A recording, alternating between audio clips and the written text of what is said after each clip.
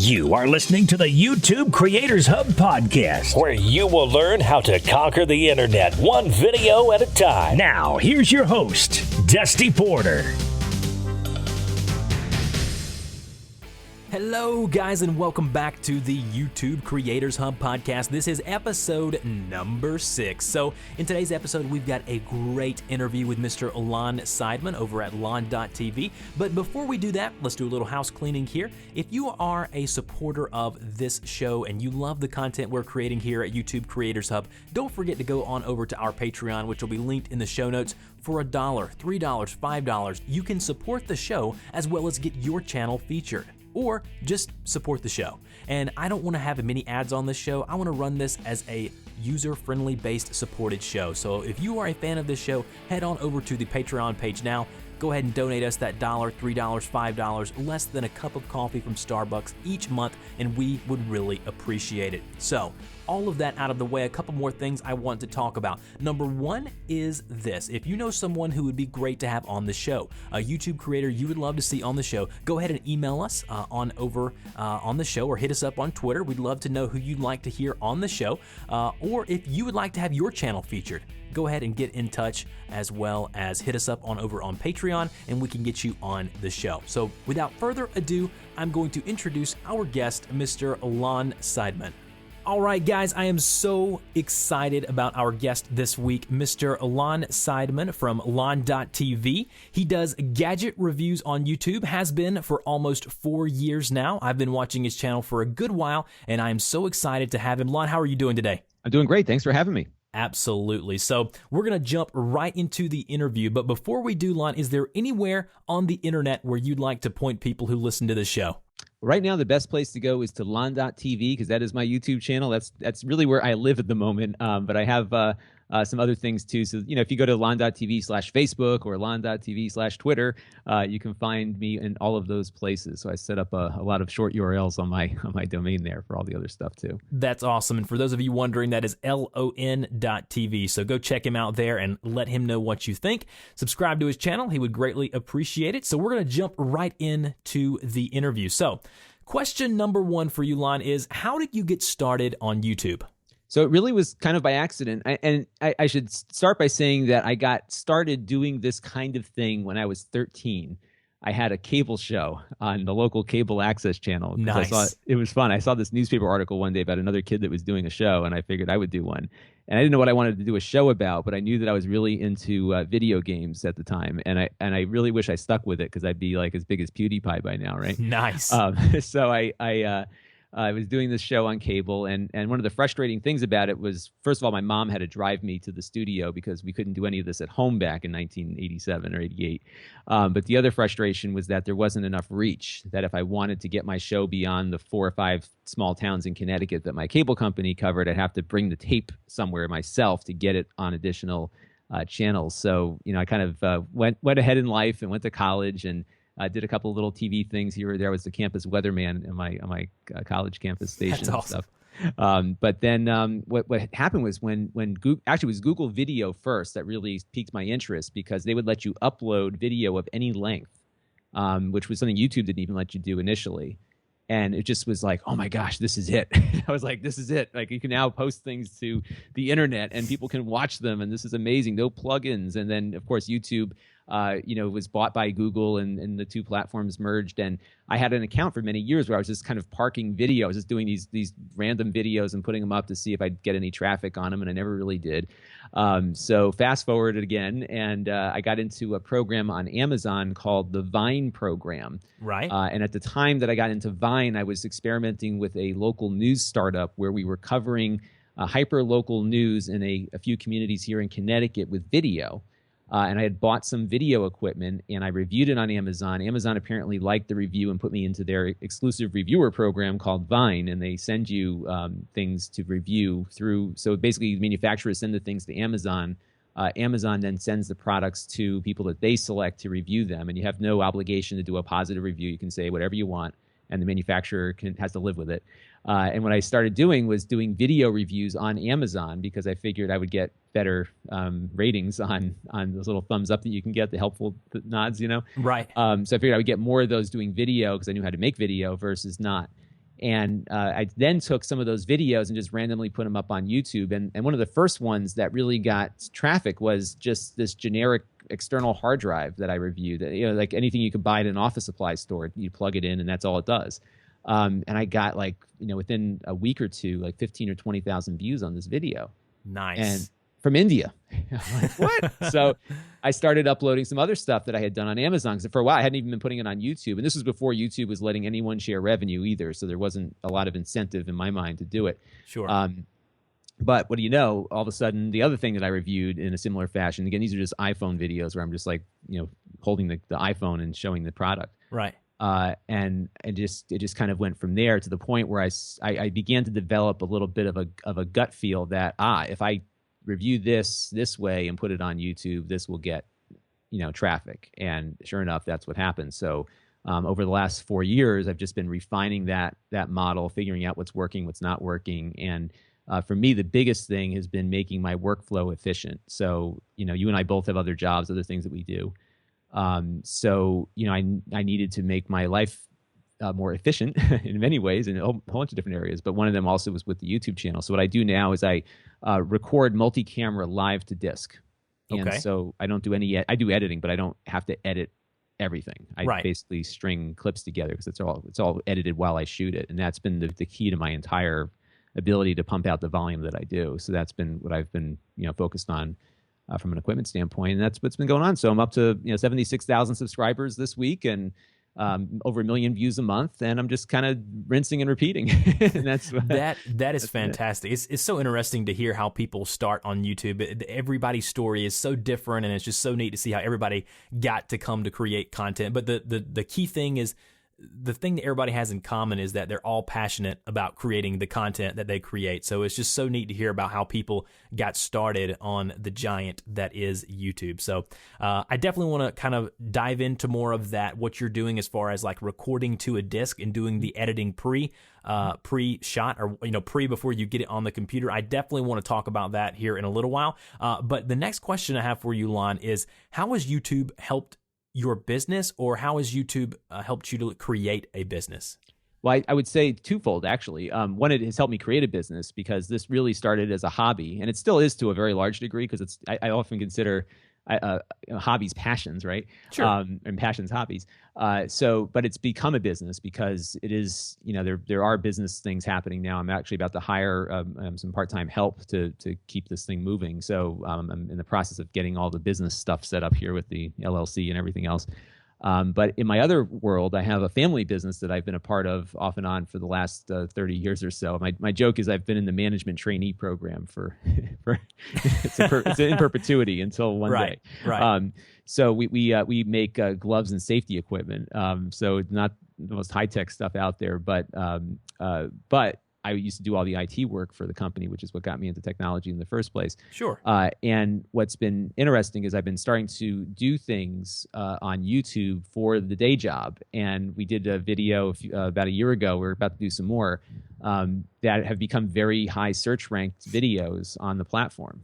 Things about how to choose the right disposable glove for the job that you're doing. All the things that you do with software, I'm doing now with gloves. And it's there's always somebody looking for something. And so it's been interesting to take some of the skills that I've learned, running this tech channel, and apply them to something as very much not technological, but there's an audience for it. And what's nice is that the content that we're doing for the small business is not, for the family business, is not in your face promotional. It's actually more informational, and I think that's the kind of stuff that does really well. So you're using the skills you're learning in creating the video content and applying those in your day-to-day job.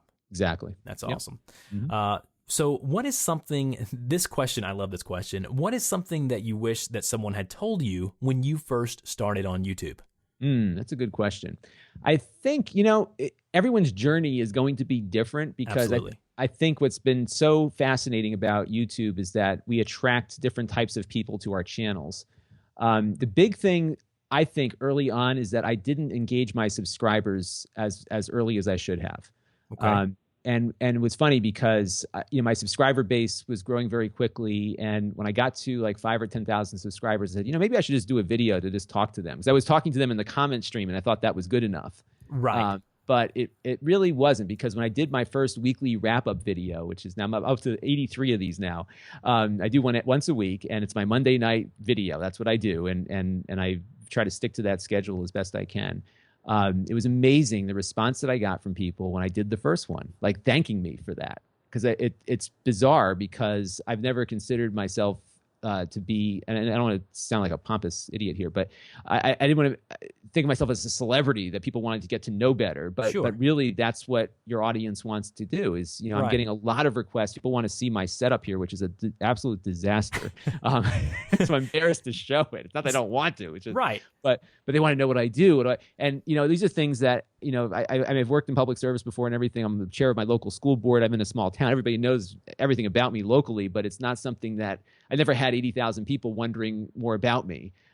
So those are the sorts of things that I think, as you're building a subscriber base, to really start that engagement early, because in doing so, you really get to know what your audience is looking for. And in our case, where a lot of our traffic is search driven, you know, if someone's coming to you on a search and then subscribing, which is how they're all finding me, and I would suspect you to some degree too, to know what brought that person there, first of all, and what made them subscribe, makes them like a super focus group for how you should be doing the rest of your content. And I think I would have spent a lot less time on things that wouldn't get traction had I engaged earlier. So I think that's my biggest piece of advice. Wow, that's fantastic. Now, so on Monday nights, you have it to where you've scheduled every Monday night to where you do this, I guess, vlog. So you do a vlog on your channel, basically recapping what you've created throughout the previous week. Is that correct? Yeah, and the format's been changing over time, because I would just go through like things that interested me in the last week and kind of ask for some questions and stuff, and it got to the point where at one point one guy wrote in and said, you know, you're just being too promotional, and he was right. I was just talking more about the channel versus actually getting more feedback. It kind of morphed into this thing about what are we doing here on the channel. Right. So what I've been doing is really adding more opportunities for engagement. So now I'm doing a Q&A component where I'm taking questions from last week and integrating them into this week. So talk about what I did in the last week, but also adding in more of the things that they want to hear about, and involving them in more of the process. So what have you found from that, Lon? Like creating that video every week, doing more of a community-based thing, the Q&A, like how have you seen that impact your channel as a whole? And on top of that, what were the most challenging aspects of doing that? Well, I think the most challenging aspect of doing it is the fact that you have to, you know, to accept the fact that people are really interested in you as a person. Sure. And it's really, again, it's not something that I expected this to become. I really felt like I was this commodity content creator, which I was perfectly fine with. So to have to think about that people really do want to know more. So that's been part of what I've been looking at. And then as far as the channel is concerned, you know, it's been really helpful because, you know, this is not a one-way conversation. So I put the video out there, and then I spend the rest of the night just watching the comment stream on it, so that I can start, you know, it in the back of my mind, I'm hearing those voices when I'm making videos to try to keep giving them what they're looking for. So that's been kind of the exercise with it, and I think it's been really helpful. And the kind of questions that you ask are really critical also, because, you know, you need to figure out what people want to be asked in the first place. Right. So, and it's all trial and error. And that's the best part about the platform, is it doesn't cost anything beyond your time to put this stuff up there. Sure. So you ask, you see what kind of response you get. Like I was really into the new Star Wars movie, and I wanted to talk about it, and I wanted to see if my subscribers wanted to talk about it too, and there really wasn't any interest in it. I wanted to do a game of the month thing, you know, like, hey, this is the game I'm playing this month, and no one's asking where it is, you know. So those are the sorts of things that I throw out there to see what kind of response I get to that, and then decide if I should, you know, spend time making content around that. So it's been a good test bed also. That's really interesting. You're kind of throwing stuff at the wall and kind of seeing which sticks, and that way you can see what videos will be more successful and they'll be more receptive to what videos. Exactly. So that's cool. And knowing, right, and if you only have one day, you know, one night, I have a night a day, you know, pretty much every week I've got, you know, 3 or 4 nights that I can actually make content. Sure. So how do I spend that time? Am I going to, you know, spend that time reviewing something that nobody cares about and no one's going to watch? Right. And having that feedback from the subscribers, because really the subscriber views are what impacts your search performance overall. Exactly. That's exact. Now, expound upon that for the audience. What do you mean when you say subscriber views are what impact you in search results? Explain that a little more. Sure. So the way that, and this is all hypothesis because we don't really know how the search engine works, and I would imagine people at YouTube don't even know how it works either. Probably not. But the common wisdom is that view time is the most critical component of deciding whether or not a video is worthy of being on the front page of a search for a particular keyword. Right. And so if your subscribers are engaged, theoretically, they should be watching a longer percentage of the video than maybe somebody who comes in just off of a regular Google search. Right. So if you can give them what they want, they'll watch longer and your search ranking will improve as a result. And I've found that, I often don't do well with some of the really popular, well-marketed products. Like if I review an iPhone, forget it, because it's just not, I'm not at the scale that I can expect to be a front page search result for an iPhone. Sure.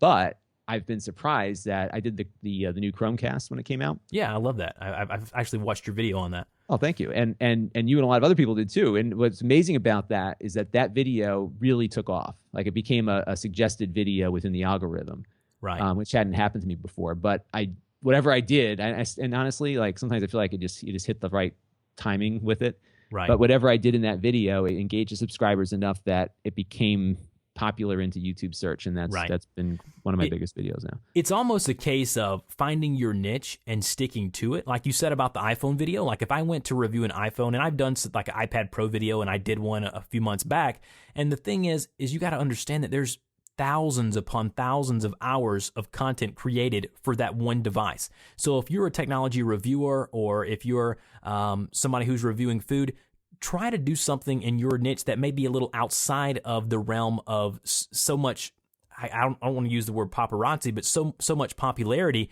and try to get your video seen in maybe a smaller niche. And then once you grow, then you can do more of those larger, more well-known products. Exactly. And I think that's when I hit 1 million subscribers, we'll do a lot more iPhones, Well, absolutely. But there might be something where, you could do some component of it that no one's talking about. Exactly. So, and I found success that way as well. Right, how to use the podcast app on the iPhone. Correct. That's something that not a lot of people are doing. So, correct. Finding those little niche areas within the product might be where it goes. I found good success with answering the question, should you upgrade from the iPhone 6? Those things that go a little bit outside the realm there. But every once in a while, you hit the jackpot, and I can't explain it. You never know. That algorithm is hard for everybody to understand, including Google, like you said. So. Yeah. Segueing into the next question here, if you had to recommend a tool, a YouTube tool that you use to help your workflow, creating your videos or whatever it may be with your YouTube channel, what is a tool or a couple tools that you use that my audience may not know about? Well, I think, I don't know if you want to talk about hardware or software. Both. Yeah. It's funny. I'm on the software side. I'm using Final Cut Pro on the Mac. So that's how you edit your videos with Final Cut Pro. Okay. And the workflow, and people who are like professional video editors hate it because it's so different from, it's like iMovie, but it's iMovie that does all the stuff you want iMovie. It's like iMovie on steroids, right? Exactly. Yeah. And I love it for that because I can work so fast in there. The exporting is so fast, and I've become like this ninja on there. I'm just so. It's not like I'm a great editor, but I'm so good at this. And I tried to use Premiere because I got a really fast little gaming PC that I built, and I wanted to edit a little bit faster, and I couldn't use it. And it's no offense to the Premiere people out there. Sure, yeah. Everyone's like loves their platform, but I became this Final Cut ninja, and I cannot touch anything else anymore. I'm praying that Apple just keeps supporting it. So that's been kind of my path there. So from that standpoint, that's the easiest and quickest way to edit. I've used a few of the tools like TubeBuddy. I've experimented with a few things here or there, but I haven't really found a YouTube software tool that has really helped me beyond just using whatever Google supplies within their tag suggestions and stuff. Sure. I need to probably do a little bit more into that area because one of the things I dislike the most is all the SEO that I do. So I would like to find some tools for that. Another piece of hardware though that I like is I was using a Blackmagic video switcher for a while. It was called the ATEM Television Studio, and it would that's what I was using to live switch on air. And I have a recorder that I still use from Blackmagic called the HyperDeck Shuttle. Okay. And what it does is it records off of my video switching hardware. I use a TriCaster now, but it records onto a solid state drive. So you take out this SSD, you just slide it into the recorder. It looks like all like heavy duty and professional looking, and you hit the record button. I pop that disc out, I plug it into my Mac, and the video doesn't even have to be transcoded. It's already in a format that the Mac can read. Right. So I have no rendering delays. If I'm just doing straight cuts, it's just, string the clips together and put my intro and outro on there in Final Cut and fire it off. And that was the single biggest investment beyond the switcher itself that I made, because it completely took out, I used to have to record to a computer. And now I don't have to do any of that. I can just grab that disc, pop it out, throw it in my Mac, and I'm off to the races. It's so really, it records directly to the disc, right? And that's just the raw video, right? Right. Okay. Yep, but it's in an editable format. So typically when you record with a camcorder, right, or your phone or whatever, you've got to bring the video in. And Final Cut's really good about letting you edit before it finishes transcoding. Okay. But if you're on a MacBook or something, that transcoding process can really bog it down. Your little fan comes on and blows like crazy. This thing is just recording in its native Final Cut format, the right, ProRes 422, and you just drop it in and you are good to go. And it's a real geeky thing, but when I got this thing, I wasn't sure it was going to work. And day one, I'm like, oh, this is the second coming, and I've yet to find anything better than this stupid thing. So I got a stack of SSDs on my desk here. I just kind of rotate through them, and you plug it into your computer, and your production is already 2/3 of the way done. Well, I'm gonna have to actually check that out after the show. So, if you could give one piece of advice to emerging YouTubers or someone who's thinking about creating a YouTube channel, what would it be? My biggest piece of advice, because I'm always happy to look at people's channels briefly just to see what they're doing right or wrong based on what I've learned, Sure. The biggest mistake that I see people make is not put themselves into the video. Absolutely. Yeah, that's something I want to do going forward this year. What do you think that does for the channel and the video itself? What do you think putting yourself out there? And that's something else that I talk about on the show almost every week, is that if you're afraid to put yourself out there, you're not going to be successful. So there's no need to even create a channel, and you've got to get past that fear of seeing yourself on camera and just putting it out on the internet. Right. Exactly. And I think that it's hard for people because a lot of people don't like hearing their voice, or they don't like seeing themselves on camera. Yes, and that's big. And it's something that, because I had a cable show when I was 13, I got through all that when I was 13, but it's a big deal. But human beings are even though we're all these connected technological creatures now, the reality is that human nature still wants the connection to a breathing person, and they want to see that person. They want to see the facial expressions. And what's really funny is I look back at stuff even I did a year ago, and I cringe. Ooh, yes, I do that as well. I mean, I feel these videos, I'm like screaming at the camera. I'm like, what the heck is wrong with me? I was like, I didn't even think I was doing that at the time, So it's this constant, thing. But if you don't start doing it, then you never know. So, and I think, again, if you want to build an audience, if I'm talking about an iPhone, let's go back to the iPhone again. If I'm talking about the iPhone, what's different between me and a million other people talking about the iPhone? If I'm on camera and those people aren't, then I'm better than 800,000 of them, perhaps. Correct. So correct. And that's how you build your audience to go from. I mean, the vlog people who do vlogs are successful because they're on camera. So I think that's really important. The other thing is that people don't start doing video at all, right? Right. It's like, oh, I want to do a channel, I want to do this, I want to do that, and they go out and they buy all this stuff. Like, I need this fancy thing, and every piece of equipment I've bought has been something that I needed because I wanted to make my work more efficient. Exactly. And I think such a good point to hit on, and that's such a great piece of advice that you gave about putting yourself on camera. It also humanizes you, right? Like you're not just a username. Like you're not just a YouTube channel. You're Lon, and by seeing you on camera, you're a real person. And sometimes, on the internet, I was talking to somebody about this earlier today. It's very easy for people to just become an avatar or a username. But if you become a human on the video and they can see you, it's just amazing at the difference it'll make. And the few videos that I've done with my face on a cam and put it on the video, it's amazing. They're like, I didn't know you looked like that. They comment more on your appearance in the video of you than they do the actual content. And it's amazing when you do that. It just kind of humanizes you.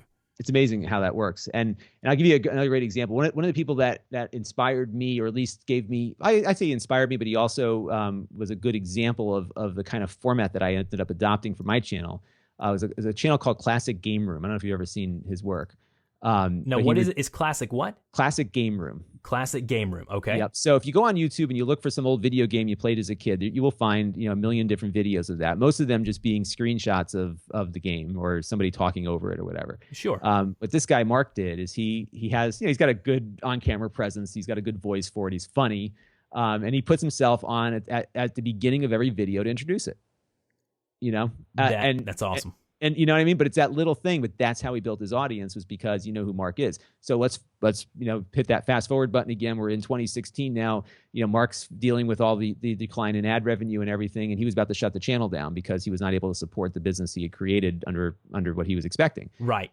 So he goes out on his Patreon and says, "Hey, I'm going to start this Patreon. Let's see what happens." And I guarantee you that if you did not see Mark's face on your computer screen over the last 3 years or 4 years, or however long he's been doing it, actually longer than that, he's been doing it since 2008. Sure. I would bet you his Patreon would be a third of the $10,000 plus he's getting a month right now. That's amazing. That's right? amazing. It's true. It's so true. It's such a true statement. That's such a great piece of advice. I'm glad you mentioned that. That's fantastic. So the next question is, what is next for your YouTube channel in the future, going forward this year? And then also the back end of that question is, where do you see YouTube going as a platform in the future? Well, I think for me, to be selfish first, for me, it's going to be continuing to increase efficiency here. So one of my plans for this year is to bring on a part-time helper. I'm fortunate that I have a town that has an excellent high school with a really good video production department. So I have a very good bench of potential people that I'm going to actually hire. So this is a paid internship I'm going to be doing to really help the onboarding of product reviews. I have a real system down now. Again, given all that feedback you get from people, you know what people are looking for in the reviews. I tend to show things hands-on, so that requires a little bit more time to produce. So we're going to be bringing somebody on to help with that a little bit. The big thing is revenue and finding, it's like a stock portfolio. You don't want to put all your eggs in one basket. So right. I've been, as we both were talking before the recording, we have a bulk of our revenue coming in from YouTube's ad platform, which has been good to us, but you're seeing things happen there. So I'm looking to do more of sponsored content, but not in, my biggest concern right now is that there's a lot of things that are sponsored that are not clearly disclosed as being sponsored. Yes. So I want to do content that is maybe sponsored by a brand or something, but is done in a way that actually adds some value, where we're covering features, where we're actually showing how to do something, perhaps using this product or whatever, and never actually do a review for money. So it's not like I'm going to go review somebody's product and get paid for it. I'm going to integrate it into some piece of useful content. So I've got a couple of things in the works on that. So let's stop for a second there, and let me ask you this on that point. If you're someone in YouTube, creating a YouTube channel, creating YouTube content, and you're seeing the ad revenue go down like everybody is, not just us, but everybody on YouTube is, what would you say to the listener who is wanting to look for other avenues of revenue for their YouTube business? What would you recommend for them? Where should they start? I think what they should do, you got to build your brand first. Absolutely. Absolutely. And so, I've never looked at the revenue coming in as my my primary indicator of success, because I think if you think about what advertisers are looking for, they like numbers, even if they don't mean anything. Mm-hmm. So subscriber count is a very big number. And what they should be looking at actually is your retention score, right? That's exactly what they should be looking at. But they never ask for that, because when I show up someplace, I got 76,000 subscribers. Wow, I even think PAX, which is the big gaming convention that's happening out here in Boston in the next couple of months. They have a threshold. You need to have 50,000 subscribers before you can be considered as a member of the press for PAX. Right. So that kind of just number is what people are looking for. So I think you want to build that subscriber base. And, I liken it to, and just bring up another video game metaphor here, the role-playing game where you build your character's experience, Right. That's what it takes, is you just have to continually grind out videos for not any monetary gain initially, or maybe a little bit. Right. But as long as you're growing, keep doing it, because at some point you're going to hit a point where you can afford that piece of equipment that really makes your life easier. You can afford to have the person come on to help you. You could afford to do this. And then maybe the brand reaches out to you saying, wow, that how-to video you did a year ago with our product was so great. We'd like for you to do more. I had one manufacturer come up to me. I just had reviewed their product and I really liked it, and I kind of liked the way, this is just organically. Sure. I liked the way it worked, and I had a lot of viewer questions coming in, so I just kept doing more videos on it because they were search friendly, and that led that manufacturer to reach out to me to say, hey, we really liked what you did. Can you do more of the same? Right. And we don't care what it is, just keep doing it. And I think it beckons back to the main point that I always say on this show and on my YouTube channel is, if you start a YouTube channel to make money, you're never going to be successful. Start a YouTube channel because you're passionate about the content you're creating, and then once you've created that community, that subscriber base, then you can maybe begin to monetize in the different ways that we're talking about now. Exactly. And by the way, if you've got people listening that are, let's say your revenue is not derived from your content. You could be a lawyer or whatever. Sure. And let's just use a lawyer as an example. So, I reached out to a lawyer who's on YouTube. He's not on YouTube to try to make money. He's there to actually build credibility for his law practice. Absolutely. And so he was covering a topic that I was in the middle of doing some research on, and I reached out to him because I think it'd be great as a guest to come on the channel to talk about it. So if he gets 1, 2, 3 clients from the work that he's doing on YouTube, that's value to him. So, right. How-tos are really, like bringing back to my glove example for the family business, where, that we're not out to build subscribers, because I highly doubt that there's going to be a huge audience for continual content about disposable rubber gloves. But there probably is an audience for that, but it's not the kind of audience we're going to want to attract. So, right. But there's value to the company in that if we are providing information that's useful to consumers, when they're out shopping and they see our brand offered, they're going to have a favorable opinion of that brand when they make their purchasing decision, because we help guide them in the right direction. So those connections get made. They're hard to measure, but it's not just the revenue. It's not just the subscribers. This lawyer only has maybe a couple hundred subscribers, but they might be really valuable for him to have those. Right. So much good stuff in what you just said. So listeners, make sure you go back, re-listen to that segment that Lon just said. This is so important. Sometimes we get caught up, and you may be listening to the show and you're not creating content to make money on YouTube, but you're creating content to push your ebook or push your website, or like I said, the numbers are absolutely meaningless. Like what Lon said previously, and I've said on the show before, you want to build that subscriber base, but you want to create a rabid fan base, a rabid community that's going to consume your content. So that's so much good stuff right there in what you just said. So the back end of that question was, where do you see YouTube going as a platform in the future? So obviously we've got this new transition over to YouTube Red. There's a paid version of YouTube now. Where do you see this platform going? Maybe not even just YouTube, but video in general. Where do you see this platform going? Yeah, it's a tough thing. It's hard to predict because it's an industry that's never existed before. We've never had I think the biggest change in media that's occurred with the internet, and we're in the middle of it, which is so fun to be. And I was a communications major in college, so to have all this change in mass media happening right before my eyes and being involved with it is academically been very interesting to me. But we're in the middle of this huge transition where the cost to distribute content has gone from millions and millions of dollars for the communicator down to nothing. I mean, certainly Google has to make all this investment in infrastructure to keep this thing running, but for us, the creator, it is so cheap to distribute this content now that anybody can go take their phone out and upload something to YouTube and get watched by a gazillion people. Sure. It's amazing. Yes. However, what happens when you have no scarcity is that the value of what gets uploaded is diminished very, very quickly. So I think what we're seeing right now is the fact that because the ad model for YouTube is not to put ads against content necessarily, it's ads to target audience. Correct. And so every time an audience member goes on to a video and hits the play button, another piece of inventory is created. And if you compare that to a television station, the evening news has 8 or 10 slots available for a 30-second commercial. There's real scarcity in that inventory.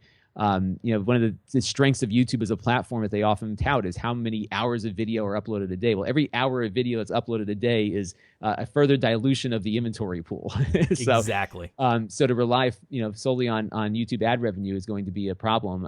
I don't think it's a problem for YouTube necessarily because they make money regardless. It gets harder for the independent creator to continually expect an increase in revenue because it's just I don't see it being possible given the economics of it. So I think we're going to see more things pop up to try to create scarcity in these areas because Good high quality video is valuable to brands, and I think it's going to be a lot more direct communication between a brand and YouTubers that might impact what those brands might spend on the advertising. You got YouTube Red out there, which helps to further take people away from that ad model. I don't know how many people are going to pay for something that they're already getting for free, but I'm doing it just because I want to. Because I like it. It actually is a lot nicer of an experience. I'm subscribed to YouTube Red as well. I actually like it a lot. But I'm concerned for the long-term viability of the ad model itself. And what I've been really comforted about is, because I have a Patreon, and again, Mark, the classic game room guy, I was amazed. Like within 3 days, he went from $0 to $10,000 a month. Right, and that's something that I'm really working with. And I created a Patreon for this show. It hasn't took off yet, but I'm really excited about people who are fans of this show. You don't have to have those raw numbers of hundreds of thousands or a million viewers as you would with the whole ad model. You just need a couple hundred or a few thousand people who are supporters of what you're doing, going on over to like your Patreon or Kickstarter or GoFundMe, whatever it may be. And it's a different model, but I think that's where we're going in the future. And like you said, more direct contact with the actual advertiser and the content creator. So creating high quality content, because that pie is getting bigger, like you said, more videos getting created each day than ever before, it kind of dilutes the amount of ads that may be run on your video, thus you earning less money, which is what everyone's seeing now. So we're going to have to find other avenues, other venues to make money. It's exciting in that, I think the ad model will always be there in some form. It's not going to look what it looks like now, but I think it'll always be there in some form. We just may have to rethink the way we've done things in the past. Absolutely, and that's just the nature of the changing world we're in, and no one's really figured out new media yet, which is part. There was a very set model for how the traditional media had worked because of that distribution scarcity, and it translated. Right. As we went from print to broadcast, it was the same issues. It was the same limited inventory. But now it's very different, and I'm very encouraged by what's happening with Patreon right now. Is that not because of Patreon itself as a platform, which has been, I think, very convenient for creators, even though they take 8%. There is a culture building where people are willing to support the faces that they see monetarily for their work directly, and that is the big change. That's something people are willing to do, to pay for something they are otherwise getting for free, because they value the content and they don't want it to go away. And I think that to me has been very encouraging. Yes. And I have about 70 patrons right now, and I say to people, look, if you find value in this content, $1 a month, it's not a lot. If that's all you want to do, that's fine, because it's better than nothing. And you translate that out over however many subscribers you have in your thing. I do an ask every week, and it's been helping. It's not a big chunk of my revenue yet, but it's now another piece of the pie that wasn't there a year ago. So those things are building. And that's really it. Branch out your sources of revenue, especially when you're a content creator, because you never know when one of them might be taken from you quickly. Exactly. So 2 more quick questions, and we're going to end this interview. It's been so good having you on, Lon. You've got so much great knowledge to share, and you've been doing it. You've been in the space for so long. Do you have a couple books that you would recommend for someone, maybe not even just for YouTube, but creating content online? Any books that you've read recently, or any staples that you've read that helped you in growing your business? Well, it's funny. I have a book on. Let me get it real quick here. I haven't read this book yet, but I know who wrote it. There's a company called Pixability, and they wrote in the YouTube in the dummies category of books called YouTube Channels for Dummies. But these guys and gals are a company that focuses on deep analytics on YouTube, and what they're trying to do is find some scarcity of going to brands to say, hey, here's the 70 YouTube channels out of the gazillion out there that you should focus on for your particular brand. They wrote a book on how to build your YouTube channel, and it's actually pretty. What's the name of that book? YouTube Channels for Dummies. Okay, YouTube Channels for Dummies. I'll actually have to get you to send me that link, and I'll link it in the show notes here below the episode. Yeah, I've been impressed with what they do, just because of the nature of their business from a deep analytics side. They don't really touch a lot of creators directly, but they did a piece on consumer electronics last year that was really useful in communicating to brands exactly the value of independent content. So I think that's a book there. I honestly haven't really read all that much on this stuff, because you could read something today and it's irrelevant tomorrow. Exactly. So, It changes so frequently. You're exactly right. and you know what? If it'd be one thing if if it cost a lot of money to upload a video, it'd be one thing, but it doesn't. So I keep throwing stuff out there, and you got to keep an eye on things, and whatever sticks is what I kind of tend to stick with myself. That's exactly right. So the final question I have for you is a little more lighthearted, a little more fun that I like to ask my guests that come on the show. What are a couple or a few channels that I call them like your guilty pleasure? Some channels that people may not have heard of, just some channels that you are subscribed to or you watch on a constant basis that you really enjoy. Well, what's funny is I love like the retro gaming channels. Yes, those are so good. I don't play games. Like I have no time anymore to play anything. So absolutely. But I really enjoy. So Classic Game Room obviously is one of my favorites. I like, and these guys are just going on hiatus now for the same reasons we just talked about. GameSack. They used to have a 20-minute show they would do on different. They pick a topic and cover a bunch of retro games on there. Right. Lazy Game Reviews is another guy who does a lot of retro hardware and stuff. So I spend a lot of time on those channels. Vice News. I really been very. I mean, they're putting their reporters at significant risk.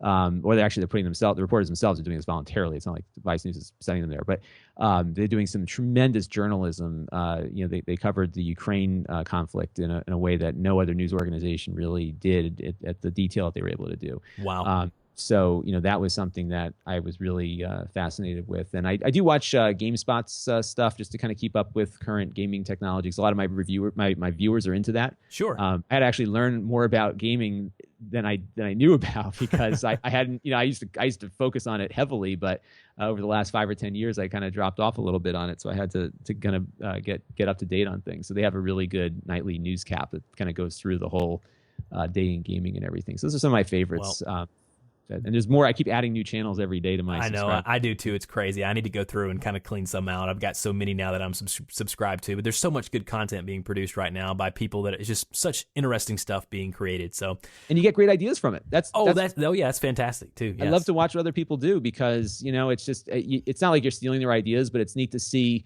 what attracts people to it's like the people I'm really jealous about are the ones that can just get in front of the camera and talk for a half hour and get these huge amount of views. I know, it's crazy. But that's something that I've actually started working into my wrap up. Because I used to think like, we got to keep this wrap up really short. Right. Now I'm having an opposite opinion because this guy can sit up there and talk for a half hour. Why can't I? Right. Well, Lon, you have no idea how much it means to me and the listeners to have you here and for you to dropping all that knowledge on us here today in the episode. And remember, if you want to check Lon out, go on over to his YouTube channel and visit lon.tv. He's been creating some video content for almost 4 years. He reviews all kinds of technology and gadgets and a lot of fun stuff over there. So definitely go check him out. And Lon, I really appreciate you being on the show. It's been a pleasure. Thanks for having me. And that's it for this week's episode of the YouTube Creators Hub podcast. Don't forget to visit us at our website, www.youtubecreatorshub.com. Also, guys, it would be greatly appreciated if you guys would go support the show over on our Patreon page. The link will be down in the show notes below. For as little as $1, $2, $3, $5, you can support the show and keep it ad-free. Also, I would love to hear from you guys on who you would like to hear from the show, as well as YouTube topics or questions that you might have. You go to the website, on the right-hand side of the page, you'll see something that says Submit a Podcast Question. Click that button, record the question, and you can be featured on the show. Until next time, guys, keep creating that great content, and we'll see you later.